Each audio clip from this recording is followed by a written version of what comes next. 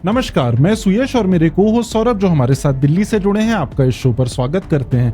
आज हम एक बहुत दिलचस्प कॉन्सेप्ट के बारे में बात करेंगे जो कि बहुत कॉमनली इस्तेमाल होती है हमारे न्यायालयों में। इस कॉन्सेप्ट का नाम है अंडरटेकिंग।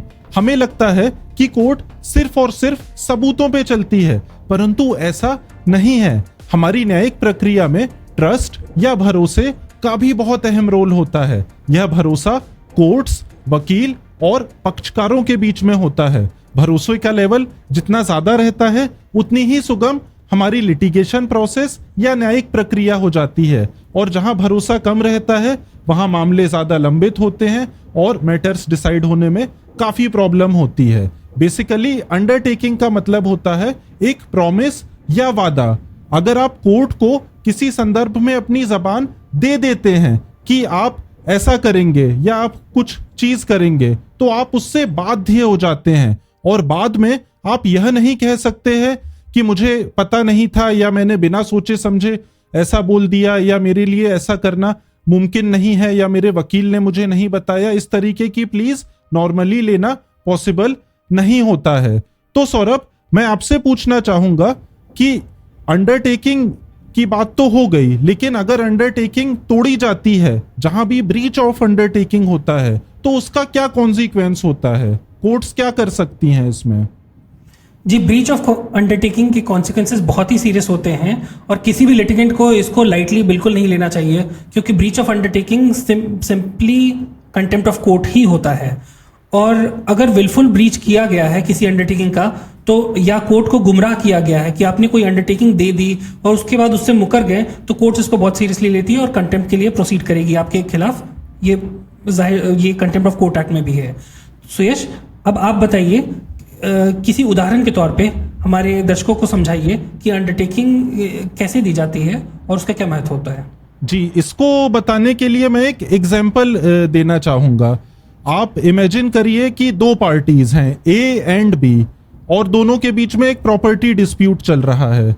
ए कहता है कि मेरी प्रॉपर्टी है, बी कह रहा है कि मेरी प्रॉपर्टी है। कोर्ट मैटर को सुनती है, डिसाइड करती है, और कोर्ट कहती है कि ए को उस प्रॉपर्टी का कब्जा छोड़ना पड़ेगा, he will have to vacate the possession. Then A का कहना पड़ता है कि मैं यह पोजेशन 1 महीने के अंदर में खाली कर दूंगा। मान लीजिए किसी की कोई दुकान है, वह 1 महीने का समय मांग लेता है उसको खाली करने के लिए, और 1 महीने के बाद भी ए उस दुकान को खाली नहीं करता है। उसके बाद बी, जैसा कि आपने बताया, कंटेम्प्ट ज्यूरिसडिक्शन में कोर्ट्स में जाएगी। वह कंटेम्प्ट ज्यूरिसडिक्शन में कोर्ट में जाती है और कोर्ट फिर ए को बुला के पूछती है कि आपने क्यों नहीं कंप्लाई करा और आप कब तक कंप्लाई करोगे। फिर ए कहता है कि मैंने तो ऐसे ही कह दिया था, मुझे लगा था कि 1 महीने से ज्यादा का मुझे समय मिल जाएगा, अभी मेरे दुकान खाली नहीं हो पाई है या अभी मेरी तैयारी नहीं हो पाई है खाली करने की। तो इस तरीके की प्ली बिल्कुल भी एक्सेप्टेबल नहीं रहती है। कोर्ट बोलेगी कि आपने एक अंडरटेकिंग दी थी and this is a clear case of breach of undertaking for which we are holding you in contempt of this court. So ये तो बात हो गई कंटेम्प्ट के हमारे एग्जाम्पल को लेके। अब सौरभ, मैं आपसे पूछना चाहूंगा कि अंडरटेकिंग किन किन तरीकों से दी जा सकती है कोर्ट में? जी, मोड ऑफ अंडरटेकिंग कोर्ट में ओरल भी हो सकती है, रिटन भी हो सकती है। अगर कोई पार्टी कोर्ट के सामने कुछ भी रिप्रेजेंट कर रही है कि हम ऐसा करेंगे या ऐसा नहीं करेंगे, और वो कोर्ट को अंडरटेकिंग देती है, भले ही उसका फायदा दूसरी पार्टी को हो या किसी को ना हो, लेकिन अगर उन्होंने ओरली या रिटन या एफिडेविट के तौर पे ही कोर्ट के सामने कुछ कहा है या किया है, तो वो ओरल रिटन हो सकता है।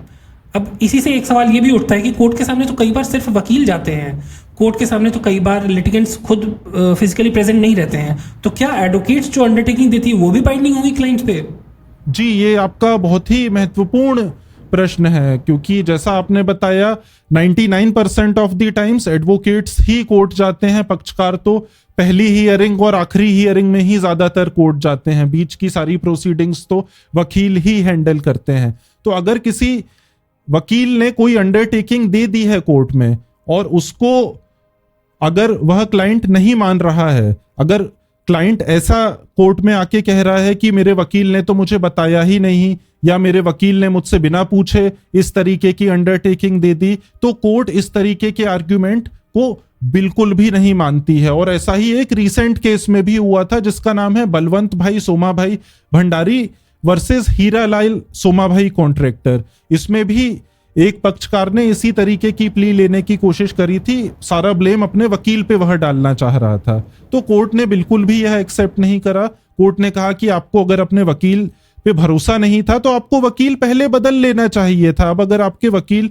ने कुछ हमें अंडरटेकिंग दी है तो हम तो यही मानेंगे कि यह अंडरटेकिंग आपके द्वारा दी गई है। आपने वकालतनामा या पावर ऑफ अटर्नी क्यों दी अपने वकील को? वह जब भी आप देते हो तो इसका यही मतलब होता है कि आपको रिप्रेजेंट करने के पूरे अधिकार हैं उस वकील के पास। सो सौरभ, इसी से एक और मेरे दिमाग में क्वेश्चन आता है कि कोई भी ब्रीच ऑफ अंडरटेकिंग कैसे प्रूव करी जा सकती है? इसको किस तरीके से एसर्टेन करा जा सकता है कि ब्रीच ऑफ अंडरटेकिंग एक्चुअली में हुई थी या नहीं हुई थी? जी, ब्रीच ऑफ अंडरटेकिंग को आपको दिखाना पड़ता है कि वो अंडरटेकिंग जो है एक फॉल्स रिप्रेजेंटेशन थी और वो डेलिब्रेट होना चाहिए। ऐसे ही नहीं कि कुछ बात कह दी थी, उस पर उतना जोर नहीं था और फिर भी उसे मान लिया जाए। तो बहुत क्लियर होनी चाहिए और विलफुल डिसोबीडियंस हमें दिखना चाहिए उस अंडरटेकिंग को लेके। और अगर ये क्लियर नहीं दिख रहा है कि वो अंडरटेकिंग का ब्रीच हुआ है और आप किसी तरह से बस उसे खींच तान के लाना चाह रहे हैं तो इसे नहीं माना जाएगा। अगर गलती से भी आपसे ब्रीच हो गई है तो उसको भी कोर्ट्स ध्यान नहीं देंगी उतना, या उसको करेक्ट करने बोल देंगी। परंतु अगर वो क्लियर आपने जानबूझ के, अगर आपका कहना उसमें मैलिस आपका कुछ होना चाहिए, कुछ आपका स्टेट ऑफ माइंड गलत उसमें रहता है, तभी कोर्ट करती है और ज़्यादातर वो कोर्ट के रिकॉर्ड्स में रहता ही है, तो उसी से वो साबित होता है।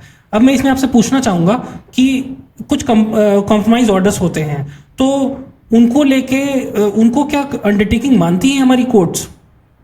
जी, compromise orders, again thank you for such an excellent question.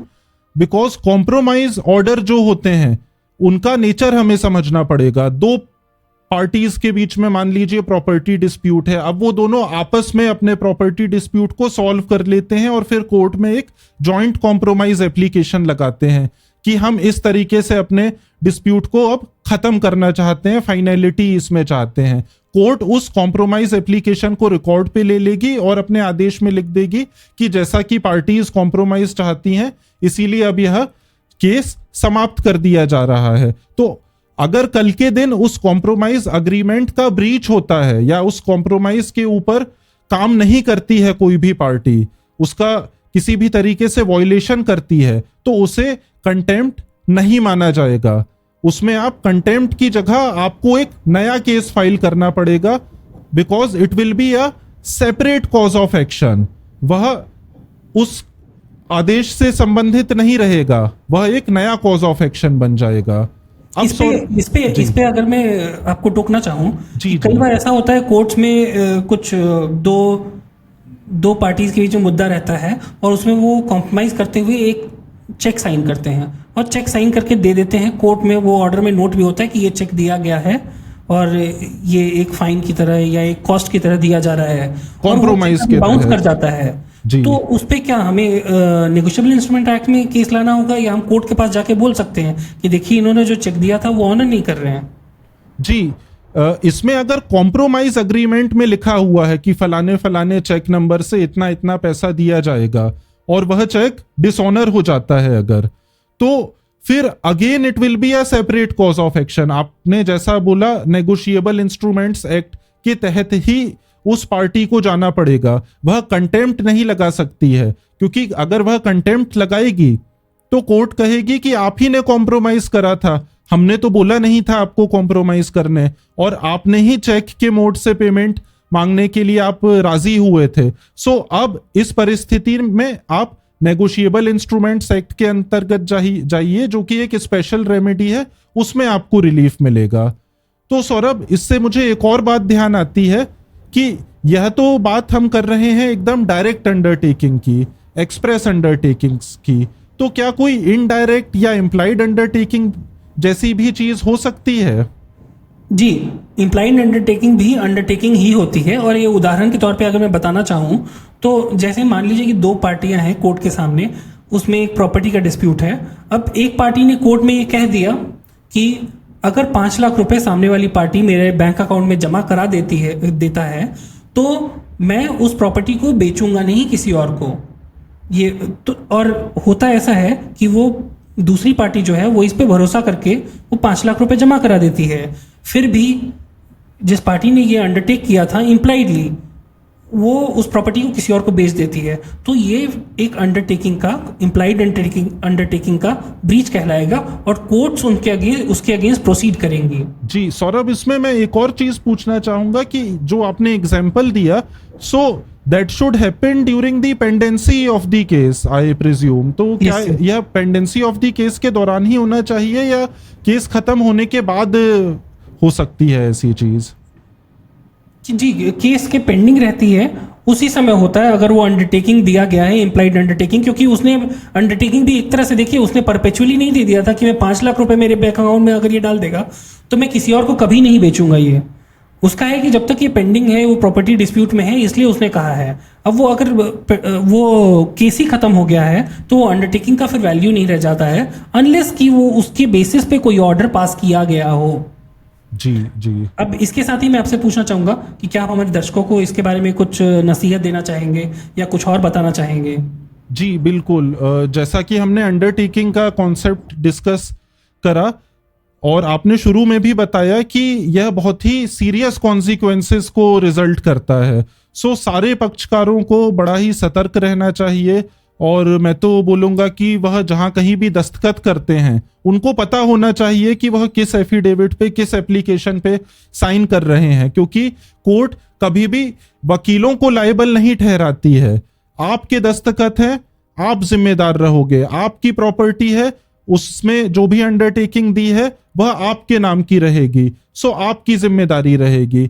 सो मेरा बस इतना ही कहना रहेगा कि अंडरटेकिंग के कॉन्सेप्ट को हमें सीरियसली लेना चाहिए और कोर्ट में हमें कभी भी कुछ क्विकली हासिल करने के लिए गलत अंडरटेकिंग कभी नहीं देनी चाहिए। आपको हो सकता है आज आप गलत अंडरटेकिंग देके कोर्ट को गुमराह कर दें और कुछ कोर्ट इंटरिम आदेश वगैरह आपके फेवर में पास कर दे, स्टे कर दे, लेकिन कल के दिन कोर्ट के सामने सारे डॉक्यूमेंट्स आएंगे। आप कोर्ट से छुपा नहीं सकते हो, क्योंकि कोर्ट्स बिना सारे रिकॉर्ड को देखे, बिना डॉक्यूमेंट्स को देखे कभी भी फाइनल आदेश नहीं पास करेगी।